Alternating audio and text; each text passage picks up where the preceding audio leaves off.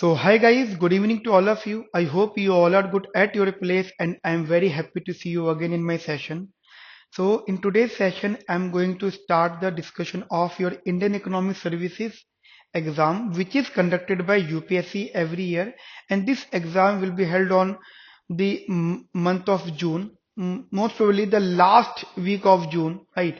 Or the mid of June, ठीक after the mid of June. So, in today's session, basically, I will try to discuss everything about this exam. अब everything में आ जाता है कि sir, what is the pattern of this exam? What is the syllabus of this exam?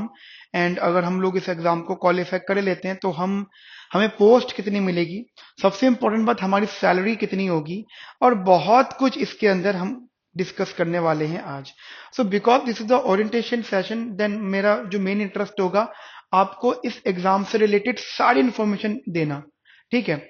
सो सबसे पहले जो हम की इसके डिस्कशन स्टार्ट करते हैं इंडियन इकोनॉमिक सर्विसेज एग्जाम का, उसमें we will start the discussion of the pattern. ठीक है. हमारे इस एग्जाम का पैटर्न क्या होता है? अच्छा, पैटर्न से पहले एलिजिबिलिटी क्राइटेरिया. एलिजिबिलिटी क्राइटेरिया में आप मास्टर्स इन इकोनॉमिक्स आपके लिए कंपलसरी है, एमए इन इकोनॉमिक्स. ठीक है. और वो मतलब इंडिया की कोई भी यूनिवर्सिटी हो. कभी कभी ये एमए और एमएससी इकोनॉमिक्स में कंफ्यूज रहते हैं स्टूडेंट. कंफ्यूज नहीं होना है. ठीक है. कभी भी आपको कोई भी कंफ्यूजन होती है तो आप please feel free to discuss it with me. You can come offline to my institute, GTB Nagar, हर्सल लेन, नॉर्थ कैंपस, और you can talk on call on WhatsApp. ठीक है. हमारा नंबर अपना यहाँ पे मेंशन भी कर देता हूँ, that is 9810836285. You can feel free to discuss everything with me. Okay. Now so सबसे पहले जो हम लोग इसके एग्जाम पैटर्न की बात करते हैं. तो in this exam guys you have generally 6 papers. Okay. 6 papers are divided in what sense? First paper is your general English, another paper is your general studies. मैं रिपीट करता हूँ, ये दोनों पेपर्स होते हैं. ठीक है. These two papers are generally, एक मिनट. ओके. ये जो पेपर होते हैं ये जनरली क्वालिफाइंग पेपर होते हैं. क्वालिफाइंग पेपर का मतलब हो जाता है you have to score minimum marks को जो उनका होता है. जैसे मैं आपको एग्जांपल देता हूं, जनरल स्टडीज जो थोड़ा सा डिफिकल्ट होता है, इसकी कट ऑफ मैक्सिमम 30 तक जाती है, तो वो स्कोर करना थोड़ा डिफिकल्ट होता है.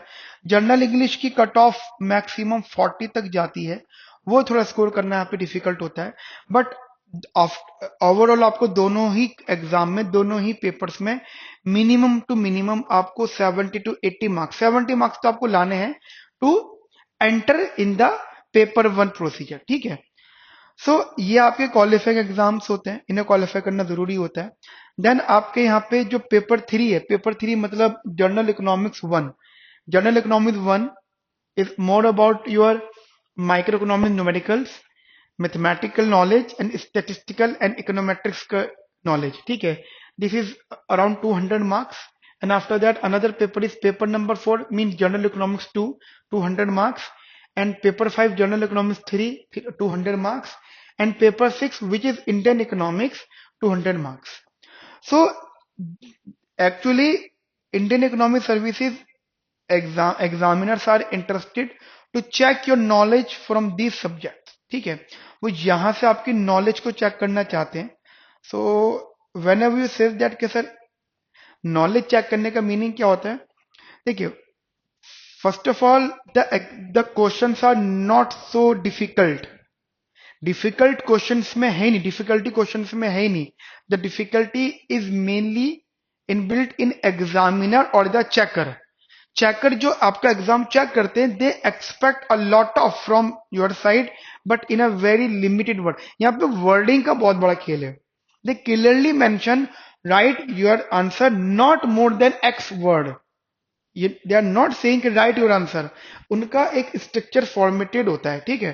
कि वो एक स्ट्रक्चर देते हैं कि इतने में ही आपका आंसर होगा. मैं अभी आपको सारी चीजें इस सेशन में बताने वाला हूं. तो mainly 200 marks, 200 marks, 200 and 200, total 800 marks का आपका जो पेपर्स होते हैं वाले, जो मेन पेपर है.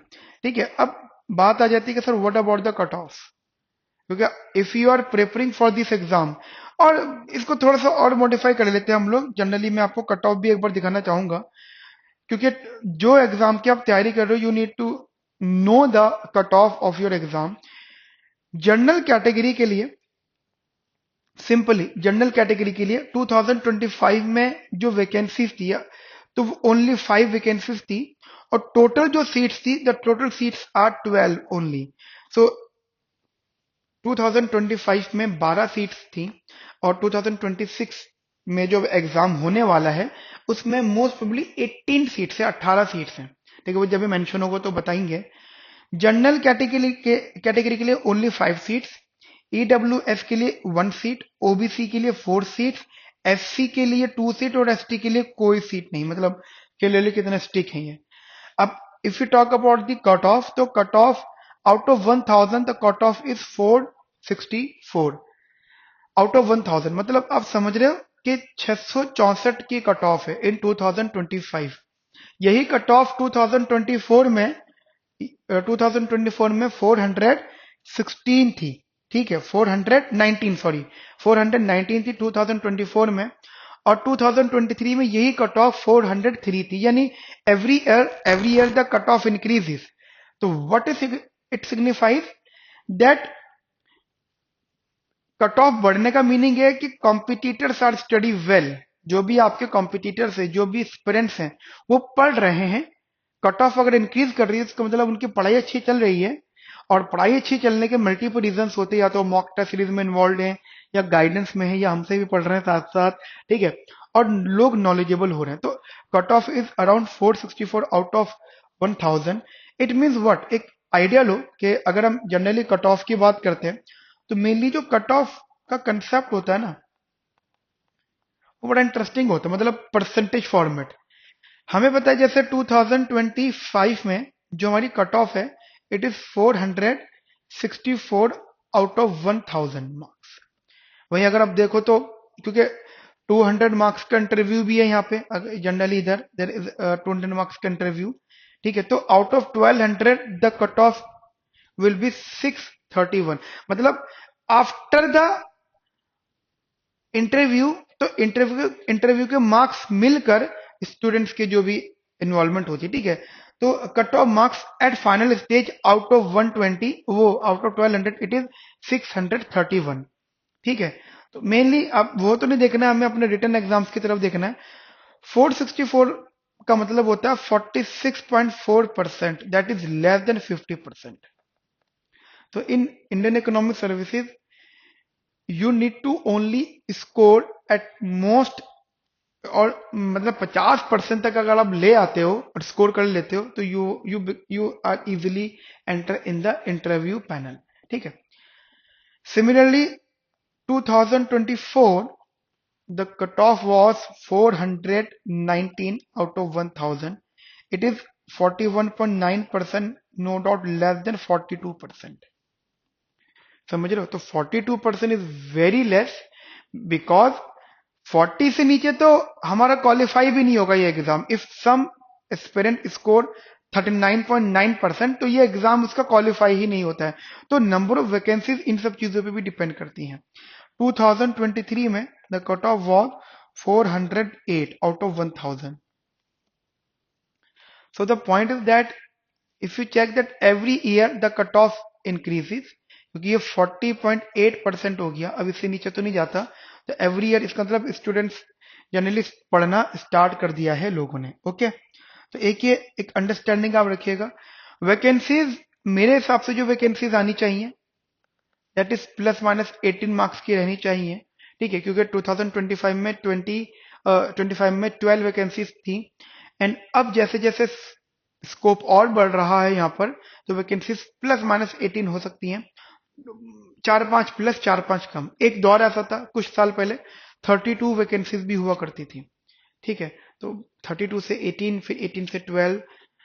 तो एक ये जनरली माइंड में चीजों को रखना। इंडियन इकोनॉमिक सर्विसेज में सबसे बड़ी प्रॉब्लम होती है इसकी difficulty. Again I repeat myself के exam questions are not so difficult, but the problem is the difficulty in writing, the difficulty in basically writing those words which are most acceptable by the examiner or the checker. तो ये difficulty यहाँ पे Indian economic services के exam में हमारे पास रहती है। इस अगर हम जनरली सिलेबस की बात करते हैं, एक ओवरव्यू लेते हैं कि हमारा इंडियन इकोनॉमिक सर्विसेज का एग्जाम का जो पैटर्न होता है, स्ट्रक्चर क्या रहता है। देखिए हमारा इंडियन इकोनॉमिक सर्विसेज एग्जाम 3 दिन लगातार होता है। This is also the reason of this hectic schedule, also the reason of the low percentage. ठीक है, कम नंबर आने का ये भी रीजन होता है। 3 दिन लगातार एग्जाम होता है, day 1, day 2 and day 3। Day 1 आपके 2 पेपर होंगे, ठीक है, general English and general studies, morning shift, evening shift, 9 AM to 12 noon, 2 PM to 5 PM। ठीक है, ये आपके एग्जाम होगा। फिर उसके बाद में next day, generally Friday, Saturday, Sunday, तो एग्जाम्पल में आपको चलो नेक्स्ट डे आपके 2 एग्जाम्स होंगे, 9 to 12 morning shift, 2 to 5 evening shift. ठीक है, या नून शिफ्ट भी हम इसे कहते हैं। तो general economics 1 and general economics 2। ऐसे day 3, the next day general economics 3 and Indian economics, morning shift and Noon shift. तो these are the 3 continuous days exam. So according to me, the hectic schedule which becomes the reason of my not selection this also। ठीक है, मेरा भी selection नहीं हुआ है Indian economic services में, interview दिया बट कट ऑफ में मैं मैच नहीं कर पाया था। तो that is the reason behind के ये हेक्टिक शेड्यूल एक रीजन होता है। ठीक है, and let us suppose generally जब हम लोग इंग्लिश की बात करते हैं, मेजॉरिटी ऑफ द पीपल का जो सबसे कम मार्क्स रहता है वो general English and general studies में रहता है। तो general English and general studies, इसको स्कोर करने के लिए हमें इसका एक स्ट्रक्चर, एक पैटर्न मालूम होना चाहिए। देखिए हमारा जो जनरल इंग्लिश होता है that is all about 100 marks, और इसमें we need to focus the 4 references. कौन कौन से हमें रेफरेंस फॉलो करने पड़ते हैं? तो AP Bhardwaj for the compulsory English, and SC Gupta पढ़नी है for the 151 SS। Essay writing के लिए आप ट्राई कर सकते हो हैंडआउट्स हम लोग आपको प्रोवाइड करेंगे। ठीक है, एंड आफ्टर दैट जो हमारा इडियम्स एंड फ्रेजेस है उसके लिए आप SP मलिक जो है बुक पढ़ सकते हो। ठीक है, so these are the basic references. और उसके अलावा जो हमारे यहाँ टीचर्स पढ़ाते हैं इंग्लिश और GS, वो आपको इसके लिए बेटर गाइड करेंगे। The pattern of this exam that is 30 marks for essay writing, 30 marks for praise writing, 10 marks for paragraph writing. ठीक है, सो इट इज 60-70 मार्क्स तो यही हो गए आपके। ठीक है, and 10 marks for sentences, mix sentences.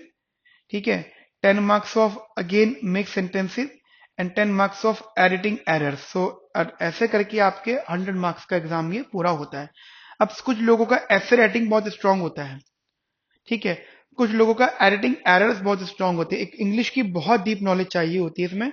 तो if you try to handle 2-3 topics, so you can score the qualifying marks। okay, similarly another paper, the general studies, which is also the very difficult part of your Indian economic services exam।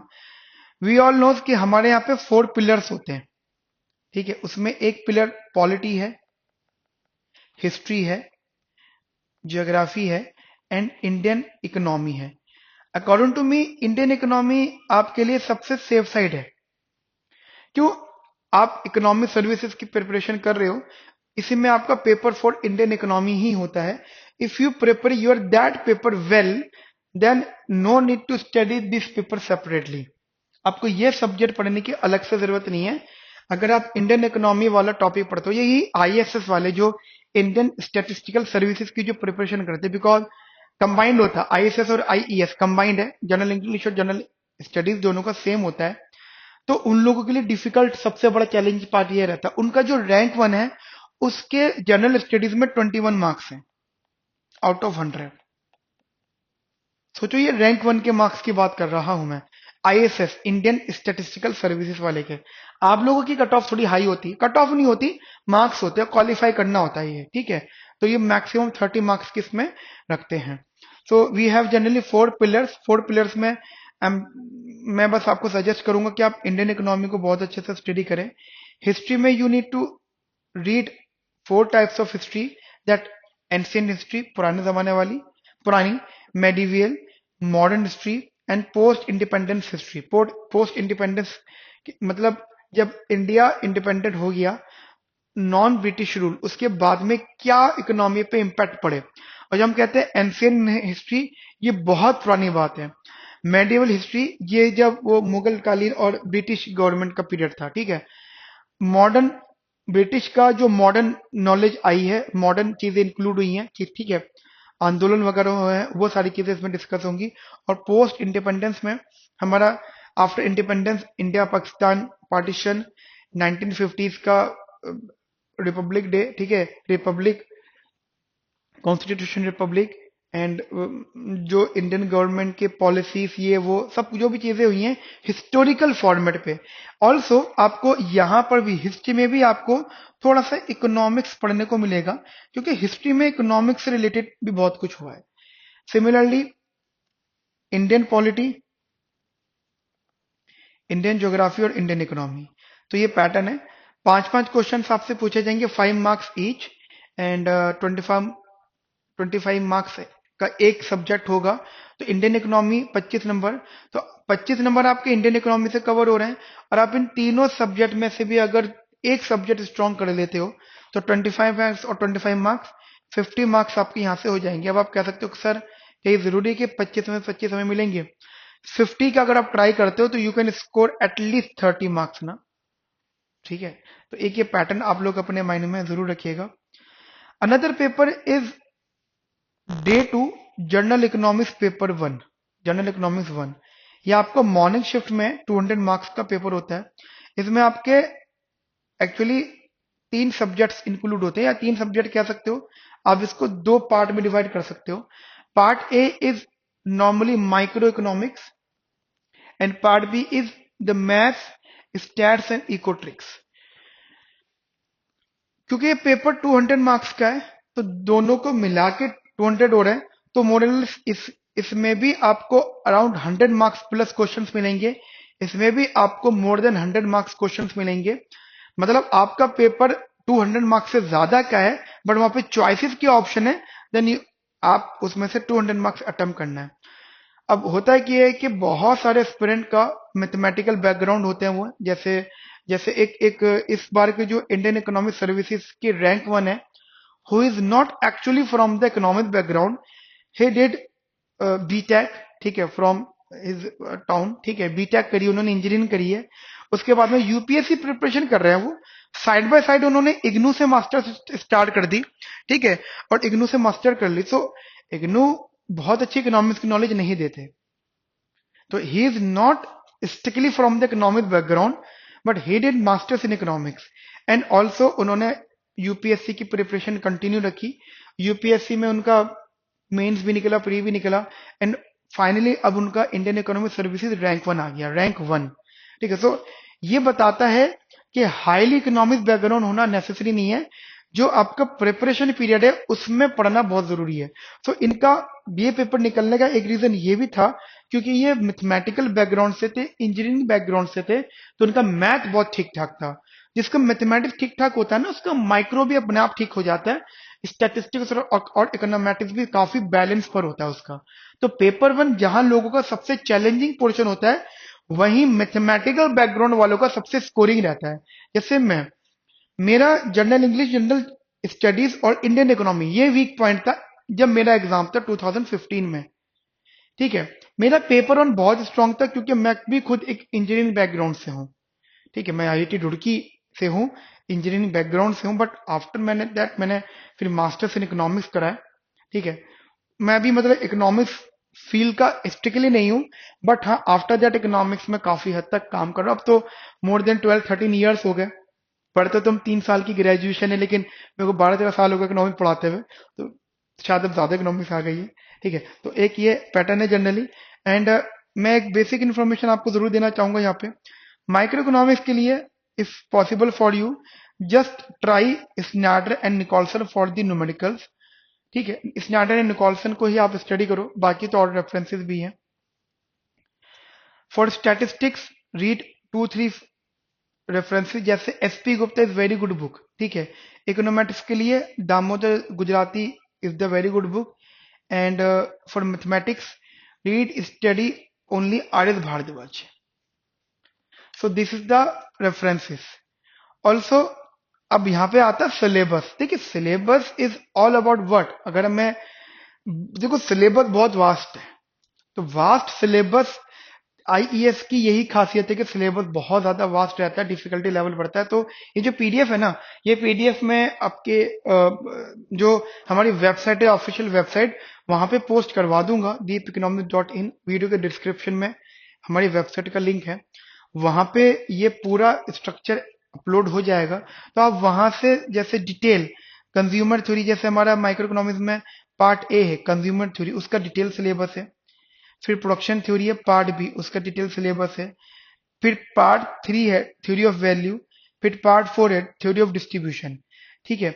और part 5 है welfare economics. तो in part A micro economics is not only asking the numerical, they are also ask the theoretical portion. ठीक है, वो theory भी पूछते हैं. सो ये पैटर्न आप लोग यहाँ पर रखिएगा. Similarly mathematics is divided into 3 parts. Section B, एक मैथमेटिक्स, एक स्टैटिस्टिक्स और एक इकोनोमेट्रिक्स. ठीक है. सिमिलरली पेपर 2 है आपका. पेपर 2 में मैं शॉर्ट में डिस्कस कर रहा हूं. पेपर 2 में हमारे पास 4 सब्जेक्ट पूछे जाते हैं, 4 subject. Number 1 is the macro economics. Macro economics you can study it from H L. Ahuja. According to me H L. Ahuja is a very good book to understand the basic meaning. And for growth and development study it from M.L. Jhingan. ठीक है, growth and development के लिए. And for international economics and balance of payment study from N.N. Dwivedi, D.N. Dwivedi. And for financial market read Mishkin or L.M. Bhole. So these are the few references you can follow.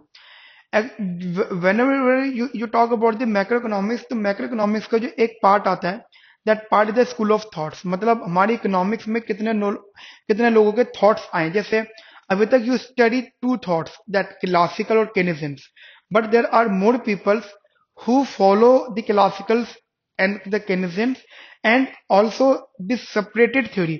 but वो theory आगे चल के fail हो गई, but हम study करेंगे. ठीक है, जैसे मार्जियस थ्योरी, केनेजियन, मोनेटरिस्ट स्कूल ऑफ थॉट्स वगैरह. ठीक है, इसमें एक नेशनल इनकम बहुत बड़ा रोल प्ले करता है. आफ्टर दैट फिर theory of employment, output, inflation and money and finance, सब कुछ हम लोग इसके अंदर स्टडी करेंगे. ग्रोथ एंड डेवलपमेंट में काफी सारे टॉपिक्स हैं. ठीक है, international economics and balance of payment. International economics, balance of payment आप एक ही रेफरेंस से पढ़ोगे, एक ही बुक से पढ़ोगे, बट एग्जाम में 2 अलग अलग पैटर्न पे ये दे रखे हैं. Similarly whenever you talk about the paper 3, ठीक है, so in paper 3 you just study only 2 subject. One is the environmental economics, जिसमें आपको चार्ल्स कोलस्टार्ट पढ़नी है, एंड पब्लिक फाइनेंस जो एच.एल. भाटिया आपको जो है रेफर फॉलो करनी है. Similarly whenever you talk about the public finance, ठीक है, पब्लिक फाइनेंस के लिए दीज आर दी टॉपिक्स, वो आप एक बार रीड जरूर कर लीजिएगा. एंड इन्वायरमेंटल इकोनॉमिक्स के लिए ये टॉपिक्स हैं. इसमें 2-3 चीजें मार्केट से भी आएंगी. जो मार्केट में मोनोपोलिस्टिक कंपटीशन होता है, वहां से 2-3 चीजें रेफर आप कर सकते हो, जो मैं आपके साथ डिस्कस करने वाला हूं. ओके, जो मैं आपसे मार्केट्स की बात कर रहा हूँ, part 3 is industrial economics which is generally compiled with the environmental economics. तो हमें यहाँ पे इंडस्ट्रियल इकोनॉमिक्स को भी स्टडी करना है, that how the firm work and how the working of firm affected by the environmental damages और environmental regulations. अब आप मुकेश अंबानी को डेफिनेटली कोई ना कोई तो नोटिस जाता ही होगा कि ये नहीं करो, ये नहीं करो. ठीक है, लेकिन बावजूद इसके वो कर रहे हैं, क्योंकि वो उन चीजों को सॉर्ट आउट करते रहते हैं बार बार. ठीक है, तो वो हम देखेंगे जब पढ़ेंगे तो सारी चीजें. उसके बाद में हमारा पेपर 4 आता है Indian economics. Indian economy huge, मतलब according to me Indian economy is the endless. किसी दूसरे सब्जेक्ट का एंड हो सकता है, बट इंडियन इकोनॉमी का नहीं हो सकता. बट आफ्टर दैट उसके लिए भी हम लोग बहुत अच्छे से डिटेल स्टडी करेंगे. मेनली हमारा जो यहाँ पे फोकस है, the focus is only about the pre independence economy and post-independence economy and the pre-reforms and the post-reform as well as pre-2014 and post-2014. ठीक है, तो हम अपनी इंडियन इकोनॉमी को मल्टीपल पार्ट में डिवाइड करते हैं.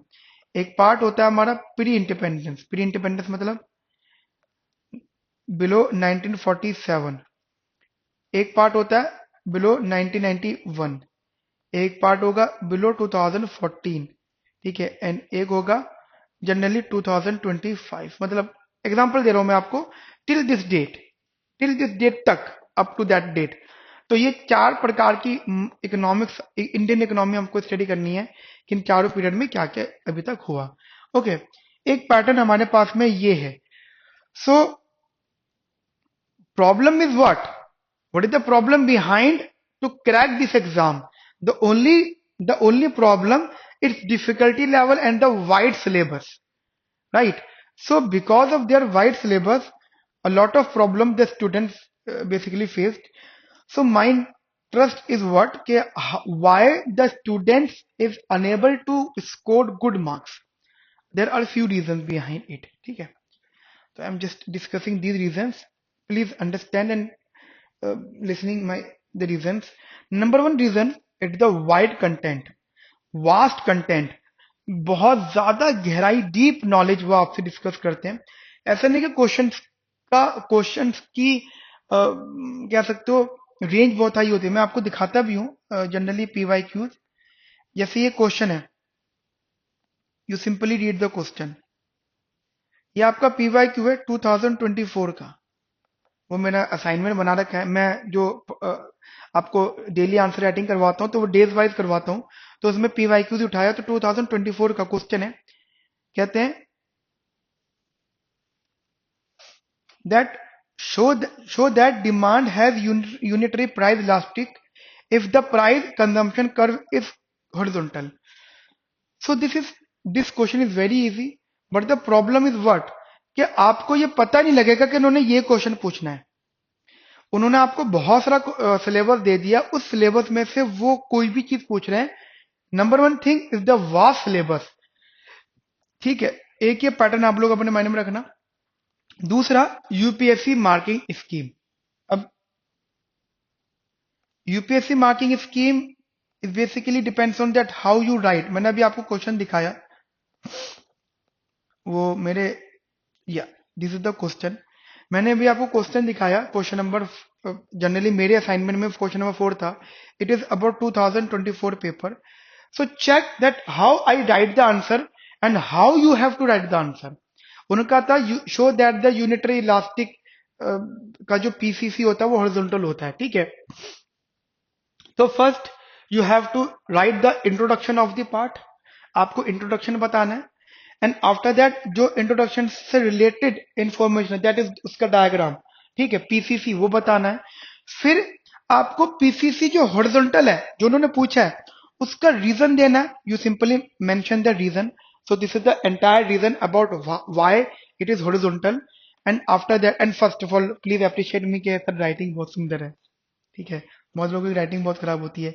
And finally conclude your answer in 3 to 4 line. मैंने थोड़ा ज्यादा लिख दिया है, मेरा कंक्लूजन सिर्फ इतना ही है, ठीक है, थोड़ा यहां से भी ले सकते हो, बट आप और थोड़ा छोटा करके लिखिएगा, मुझे थोड़ा ज्यादा समझाना है इसलिए। सो this is the marking scheme. If you right that question in that manner, then you can get around 50% marks. जैसे अगर ये 10 मार्क्स का था तो आपको 4, 4.5 या मैक्सिमम 5 मार्क्स मिलेंगे। So that's the reason behind. हद है 7 मिल सकते हैं आउट ऑफ 10, आउट ऑफ 10 नहीं मिल 10 आउट ऑफ 10 नहीं मिलेंगे। So problem is not about in you, problem is all about the examiner and the checker. वो लोग आपकी नॉलेज क्या ही चेक कर रहे हैं, वो प्रॉब्लम है। So that's why this is my initiative कि मैं आप लोगों को जो मॉक टेस्ट सीरीज करवाऊंगा, ठीक है। आप एक तो चैनल के साथ कनेक्ट रहिएगा, हमारी वेबसाइट है, कनेक्ट रहिएगा, काफी कुछ आपको मिलने वाला है, बहुत कुछ हम लोग डिस्कस करने वाले हैं। तो मेरी मॉक टेस्ट सीरीज है डेली आंसर राइटिंग प्रैक्टिस, वो भी हम लोग मेंशन करने वाले हैं, ठीक है, उसको भी आप देखिएगा। एंड दिस एक तो रीजन हो गया। दूसरा होता है कि उनको आप, वो लोग आपको नंबर देना नहीं चाहते हैं, ठीक है। चौथा सबसे इंपॉर्टेंट रीजन है the hectic schedule of the exam. You know exam schedule, 3 दिनों में 6 पेपर हो रहे हैं आपके। किसी भी पर्सन के लिए 3 दिन में 6 पेपर, यानी आप रिवीजन तो छोड़ो, आप रेस्ट भी आपको नहीं मिलता। तो एक ही रीजन हो जाता है हमारे पास, ठीक है। और another very important part that your exam preparation, आपका जो एग्जाम प्रिपेयर आप करते हो, अब हो सकता है कि आपके नोट्स बहुत अच्छे रिटर्न फॉर्मेट पे नहीं है, हो सकता है तुम्हारे नोट्स क्राफ्टेड फॉर्मेट पे नहीं है। नोट्स का मतलब होता है कि कंसाइज चीजें लिखना। जैसे मैं आपको यही चीज दिखा रहा हूं, ये मेरे नोट्स में से सीधा सीधा क्वेश्चन, ये नोट्स ही तो एक तरीके से that how to attempt the question. तो जितनी रिक्वायरमेंट है उतनी चीजें हमने लिखी हैं, तो ये एज इट इज आप नोट्स में से उठा के कर सकते हो। उसके अलावा lack of practice is also plays the very important role. जैसे मैं आपको क्वेश्चन दिखाता हूं, तो ये क्वेश्चन है, अब मैंने आपको क्वेश्चन दिया है, तो what is my expectation, this is 2025 question, 2025 का क्वेश्चन है ये। व्हाट्स माय एक्सपेक्टेशन, क्या आप इस क्वेश्चन को देखते सॉल्व कर दो, ये 5 मार्क्स का क्वेश्चन है, ठीक है। तो प्रॉब्लम ये होगी कि आप इसको सॉल्व नहीं कर पाओगे। सॉल्व करोगे तो मेरे हिसाब से नहीं करोगे, बिकॉज लैक ऑफ प्रैक्टिस एक रोल प्ले करती है। पॉइंट ये कि sir how to score a good marks, you generally guide us everything, but tell me about मतलब according to you that how to score a good marks. तो good marks score करने के लिए सिर्फ 2-3 रीजंस होते हैं, ठीक है।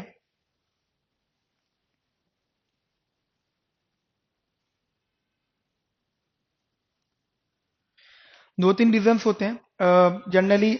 एक तो आपके नोट्स बहुत अच्छे होने चाहिए, first your notes must be very good. Second, आपके जो आंसर है वो एलेबोरेटेड फॉर्मेट पे होना चाहिए, क्योंकि आपके आंसर्स फॉर्मेटेड नहीं होते। तीसरा, आपकी जो वर्ड लिमिट है, आपके जो आंसर है वो अंडर वर्ड लिमिट रहना चाहिए। मतलब if they right not, if they says right in not more then that words, तो ऐसा नहीं हो कि आप बहुत सारे वर्ड्स में लिख रहे हो, आपका आंसर लिमिटेड वर्ड में रहना चाहिए। पी वाई क्यूज बहुत बड़ा रोल प्ले करते हैं। पी वाई क्यूज हर साल 30 to 40% रिपीट होते हैं, every year P Y Qs every year repeat 30 to 40%। So 30 to 40% repetition का मीनिंग हो जाता है कि you can score 30 to 40%, 100%, right, 100% आप अटेम्प्ट कर सकते हो।